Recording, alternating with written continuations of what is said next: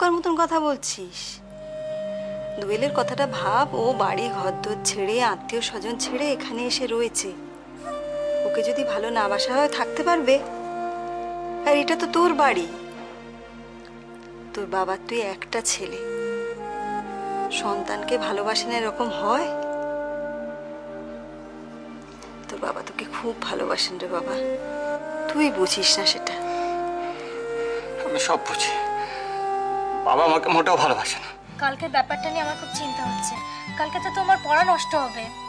হ্যাঁ, সামনেই তো পরীক্ষা, পড়া তো নষ্ট করা যাবে না। এক কাজ করো না, তুমি 4টে বই নিয়ে চলো, সুজনের ঘরে বসে পড়বে, কেউ তোমাকে ডিস্টার্ব করবে না। বুঝো কি সব বলছো তুমি? হ্যাঁ, শ্বশুর বাড়িতে পড়ার বই নিয়ে যাব? লোকে শুনলে কি বলবে বলো তো? কি বলবে? কেউ কিচ্ছু বলবে না, বরং আরো ভালো বলবে।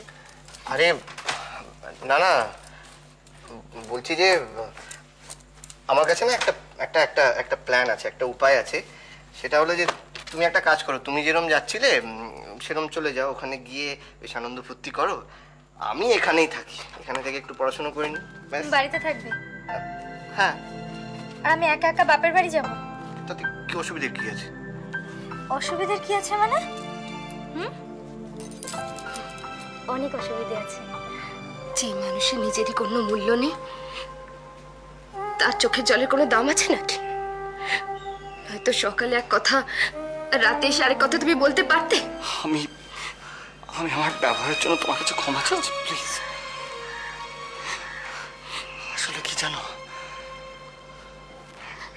একটা কারণে আমার বাবার উপরে খুব রাগ হয়েছিল, আর তাই ভেবেছিলাম যে বাবার কোনো কথা শুনবো না। বাবার কোন কথাটা শোনো বলো তো তুমি? শুনি, আমি শুনি, বাবার কথা শুনেই আমি বাবা আমাকে একদম ভালোবাসেন না, একদম ভালোবাসেন না বাবা আমাকে। এটা তোমার ভুল ধারণা রুদ্র। কোনো বাবা মা তার ছেলে মেয়েকে ভালো না বেসে থাকতে পারে না।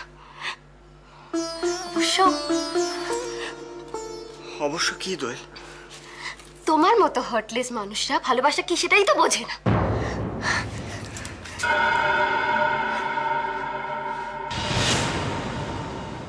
বুঝলি, হিমসাগর, তারপরে ল্যাংড়া।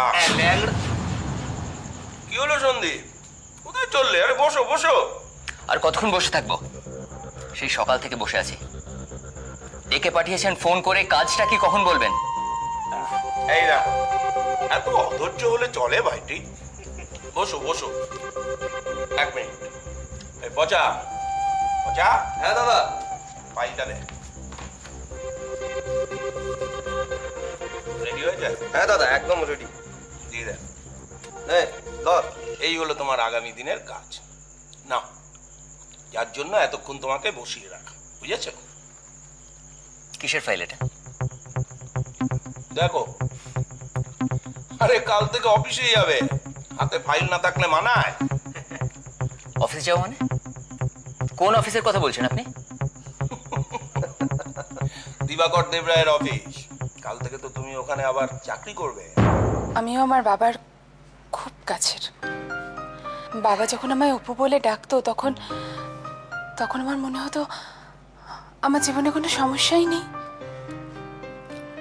আমি জানি অপর্ণা, বাবা মায়ের অভাব কেউ কোনোদিন পূরণ করতে পারে না, কিন্তু আজকের দিনে একদম মন খারাপ করবে না। আমারও মা অনেক ছোটবেলা মারা গেছিল।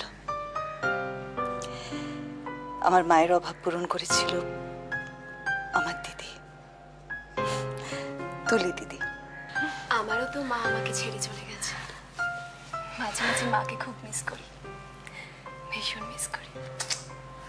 আচ্ছা শোন না, তোরা এবার তাড়াতাড়ি বেরিয়ে পড়, অপর্ণার বাড়ির লোকেরা খুব চিন্তা করবে তো। দেরি করে লাভ নেই, আর দেরি করিস না। আমি। হ্যাঁ, অপর্ণা, টাটা। সাবধানে। সাবধানে যেও। টাটা।